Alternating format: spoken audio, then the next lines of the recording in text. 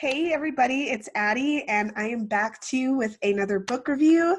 And this is book number 10 of the year, so I'm already 1/5 of the way there, and that is so exciting to me. You have no idea.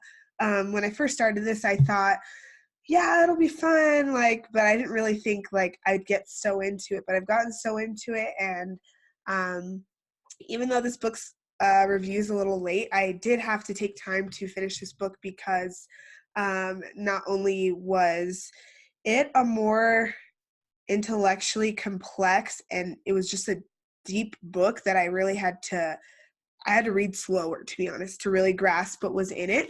But once I did, I just got so many nuggets of gold. And I had a cold for 4 days, and so I was sick and I didn't get to do anything. And I had a lot of assignments due, and so I had to take care of my health, had to take care of my schoolwork before continuing on.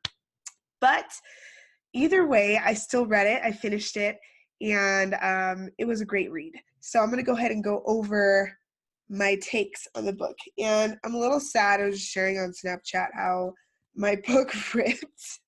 So, like I told you, sometimes the books I buy are new, sometimes they're used. I bought this one used because my professor suggested this book and I wasn't going to pay full price. So I think I spent like $8 on this book, and it's used. Like you can see it was already but this is the cover and it ripped. It's called The Transparent Self. So it doesn't matter if your book's pretty or not. What matters is what's inside the book, right?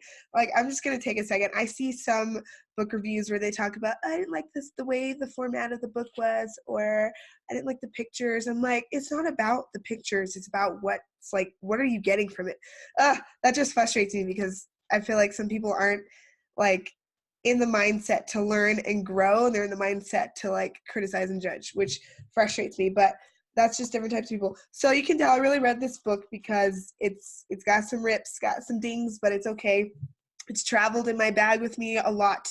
Anyways, I'm going to go ahead and read the back and then give you my take on the book.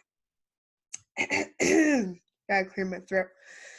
So, about this book, a choice which confronts every one of us at every moment is this: shall we permit our fellow men to know us as we are? Or shall we seek to instead remain an enigma, an uncertain quantity, wishing to be seen as something we are not? Throughout history, man has chosen the road of concealment rather than openness. Professor Girard maintains that this method all too often results in sickness, misunderstanding, and alienation of self. He seeks to provide, by means of this book, and some stimulation for investigators of human motivation to seek better ways of measuring human spirit or levels of inspiration by bringing these phenomena with the scope of scientific analysis and thereby foster further research in this important era. So, this book obviously is written by a psychologist, and like I said, I started this book probably in November, read 20 pages, put it down, and went on. And then I got back to it, and doing this challenge, I was like, oh, I need to finish that book because I read the first 20 pages and I was like, oh, that's good. That's good. It was talking about awareness, openness, letting others know who you truly are. Because there's times when we are with someone either we know or someone new, and they're asking us questions about ourselves, and we like to tailor who we are to fit what we think they want, instead of really being comfortable expressing who we actually are on the inside. Our thoughts, our doubts, our insecurities, we shelf those and we just put forth the best thing that's possible. And there's nothing wrong with that. But what it does, and what Girard was explaining in his book, is not being transparent, not being open with others, actually invites sickness into your life, and it actually invites self-alienation. And just on those two topics, sickness, I mean, I just got over a cold, so I was reading the end of this book and I'm like, oh my God, this is so where I'm at right now with sickness and all of that. Yes, we do get sick from germs, but what are the other ways we get sick? Think about it. We also get sick from being depressed. We also get sick from eating the wrong things. We also get sick from just emotional trauma we faced, or emotional influences that have happened to us. A breakup. Think of how many people have, gotten sick because they got in a breakup, or not getting that job promotion, or not getting the thing we wanted, and then taking that inside and holding it inside instead of being open, expressing, and finding a way to change the situation. We often sit with that. We sit with the ideas of, I'm a failure. We're in shame. We are guilty about something. We're very self-deprecating as people when it comes to not fitting into society's molds. And that is so dangerous. Like, I'm reading this book and I'm just like, oh, this book was written in 1959 and this is 2019. So as I can do my math, I'm probably going to be wrong, like 60, 70 years old when this was written, about 60 or 70 years ago. And I feel like it's so applicable to the things that we are going through as a society today, that if we could just grasp these concepts, grasp being open, grasp what it means to really be healthy holistically. And holistically means in all areas of your life, not just your body's healthy, but your mind and like your relationships and in every area of your life. So there's so much I could say. I could make this book review like an hour because there was just so much that was in it that was good. I will say this, he talks about integration with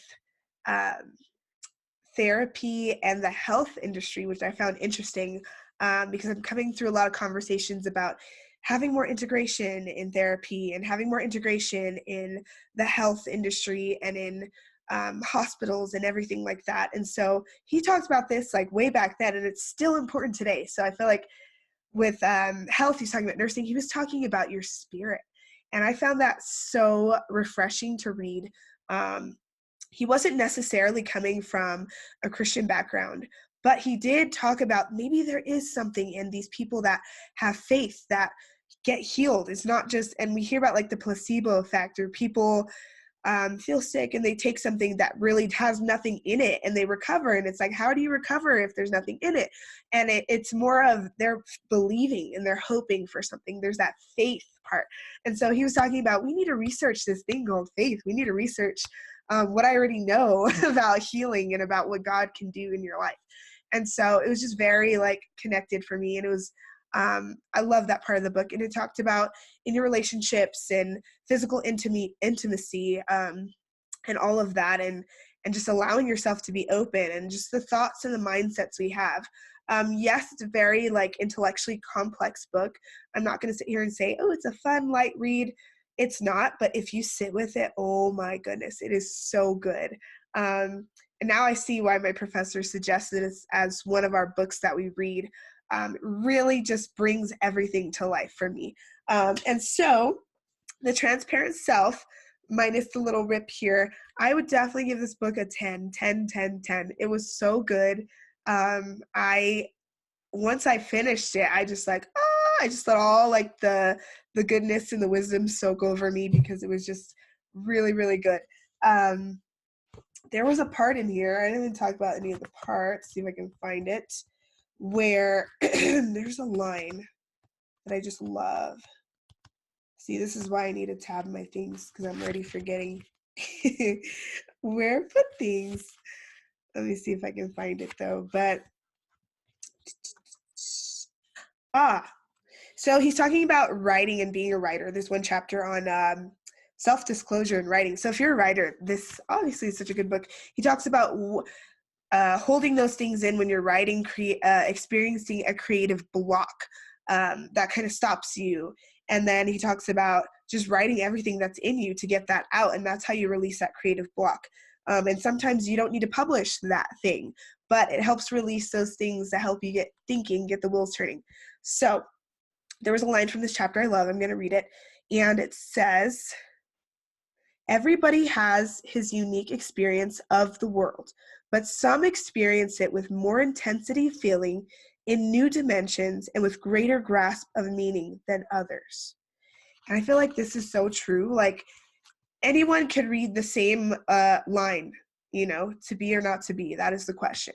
We can all read the same line, but some people just read it and they're like, whatever. Some people are like, oh yeah, Shakespeare, like, yeah, it was good. Some people, it just hits them at a point in their life and they're like, boom, like, ooh, that was for me. I got it. And so just thinking about everyone's different and unique. The way we experience things are different. And when you experience something with just full intensity and with a greater grasp, like you have to hold on to that. That's important. Your body's telling you, hey, something's going on. Pay attention to what's happening. So I just love that part in the book. There's so much. It was so good. I could talk for hours, but I'll keep it short and just say, if you're looking to be challenged, if you're looking to think about openness and awareness in a whole different light, and think about the different systemic factors that are out there influencing you, influencing your health, influencing your relationships, pick this book up. It's so good. Okay, so that was that for this week. And next week, I have my book up here.